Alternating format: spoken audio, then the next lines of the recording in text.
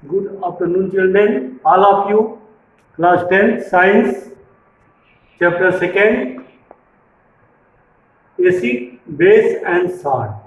आपको दूसरे अध्याय में हम क्षारक एवं लवण के बारे में पढ़ना है। तो सबसे पहले अम्ल के बारे में देखा जाए। अम्ल क्या है? अम्ल के डिफिनीशन के लिए एक वैज्ञानिक जो है जिसका नाम बायल है, 1680 ईस्वी में नियम प्रतिपादित किया। अकॉर्डिंग टू बायल,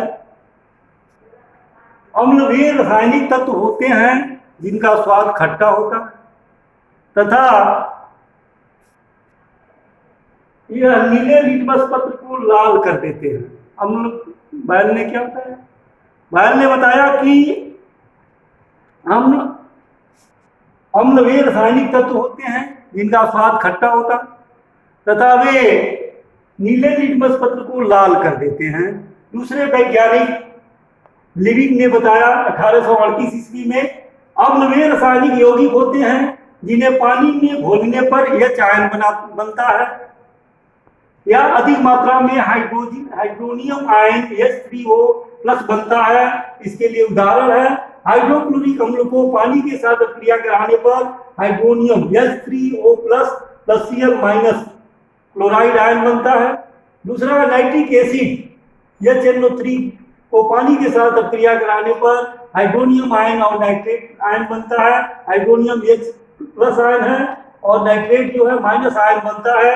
इसी तरह से सल्फ्यूरिक अम्ल को पानी के साथ क्रिया कराने पर hydronium ion 2H3O plus sulphate ion SO4 minus बनता है। और इसी तरह से एस्टिक अम्ल CH3COOH प्लस H2O क्रिया कराएंगे तो H3O plus hydronium ion plus asterisk ion बनता है CH3COO माइनस। तो इसका मतलब आप समझ गए कि अम्ल वे पदार्थ जिनका स्वाद खट्टा होता है तथा वे नीले लिटमस पत्र को लाल कर देते हैं। अगर अम्लीय विलयन में आप नीले लिटमस पेपर को डुबाते हैं या नीले लिटमस पेपर पर जो है अम्ल को गिराते हैं तो उसका कलर चेंज होकर के लाल हो जाता है। दूसरा जो है आपको बताएं कि अम्ल जो है पानी में घुल करके H आयन बनाते हैं।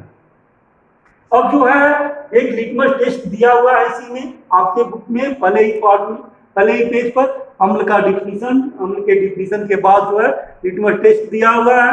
और लिटमस टेस्ट में दिया है कि 3 प्रणाली में, अलग अलग प्रणालियों में जिसमें लेबल नहीं लगा हुआ है। एक में अम्लीय विलयन, दूसरे में क्षारीय विलयन और तीसरे में जो है आसुत जल रखा गया है, लेकिन किसी में लेबल नहीं है। आपको एक लाल लिटमस पेपर दिया गया है, इसको किस तरह से प्रूव करेंगे कि किसमें अम्लीय विलयन है, किसमें क्षारीय विलयन है और किसमें जो है आसुत जल है। तो इसके लिए आप लाल लिटमस पेपर को बारी बारी से तीनों प्रणालियों में डुबाएंगे। अगर पहली प्रणाली में लाल लिटमस पेपर को डुबाते हैं उसका कलर चेंज होता है, कलर नहीं चेंज होता है तो फिर क्या करेंगे? दूसरे में डुबाते हैं। अगर दूसरे में डुबाते हैं तो अगर वह नीला हो जाता है, लाल लिटमस पेपर नीला हो जाता है तो आप समझ जाएंगे कि क्षारीय विलयन है। अब जो है उस नीले लिटमस पेपर को फिर बचे हुए दोनों प्रणालियों में बारी बारी से डुबाएंगे। अगर किसी प्रणाली में आप डुबाते हैं दोनों में से, अगर उसका चेंज होकर के वह लाल हो जाता है कलर तो अम्लीय हो जाएगा। तो अब एक में तो आपका क्षारीय विलयन हो गया, एक में अम्लीय हो गया और एक बचा तो आसुत जल हो गया। लेकिन उसका भी टेस्ट करेंगे, वैसे नहीं लिखेंगे। तो ऐसे उसमें उसके टेस्ट में अगर उसमें आपको लाल लिटमस पेपर डालते हैं और उस लाल लिटमस पेपर में कोई परिवर्तन नहीं होता है तो आप समझ जाएंगे कि वह आसुत जल है। तो यह जो है आपका अम्ल के बारे में बता दिए। अब जो है एक और छोटा सा टॉपिक इसमें दिया है कि अम्ल जो है धातुओं के साथ क्रिया करते हैं और धातुओं के साथ क्रिया करके लवण बनाते हैं, सॉल्ट बनाते हैं, हाइड्रोजन गैस निकलता है। इसके लिए एक प्रयोग दिया हुआ है। एक आप स्टैंड लेंगे, स्टैंड में एक प्रणाली को फिक्स कर देंगे और फिक्स करने के बाद इसमें दानेदार जस्ता जिंक को टुकड़े को डालेंगे और उसके बाद उसमें 5 ml पूरी मात्रा में हाई केमिकल जो है तर सल्फ्यूरिक अम्ल डाल करके काग लगा करके बंद करके उसमें निकास नली निकाल लगाएंगे और निकास नली निकाल करके उसको एक टब में जो है ले जा करके निकास नली को गिराएंगे और टब में साबुन का पानी में भरा रहेगा। थोड़ी देर के बाद आप देखेंगे कि यह क्रिया करके टब के ऊपर एयर बबुल दिखाई देते हैं, हवा के छोटे छोटे बुलबुले दिखाई देते हैं और इन बुलबुलों के पास अगर आप जलती हुई मोमबत्ती ले जाएंगे तो यह मोमबत्ती तेजी से जो है लौ के साथ तेजी से जलने लगेगी। इससे प्रूफ होता है, इससे सिद्ध होता है, इसमें हाइड्रोजन गैस निकलता है H2SO4 plus ZnSO4 plus H2। इस तरह से अम्ल जो है धातुओं के साथ क्रिया करके लवण बनाते हैं, हाइड्रोजन गैस निकलता है। धातु अम्लों से हाइड्रोजन विस्थापित करते हैं। धातु क्या करते हैं? अम्लों से हाइड्रोजन विस्थापित करते हैं।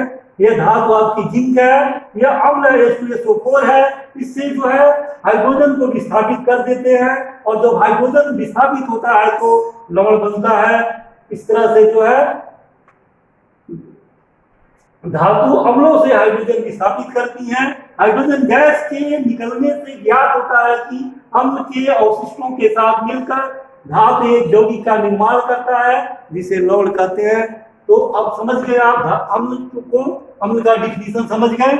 अब इसके बाद जो है अम्लों का धातुओं के साथ क्रिया क्या है, पीएच वैल्यू के अनुसार जो है स्ट्रॉन्ग एसिड और वीक एसिड के बारे में पढ़ना है।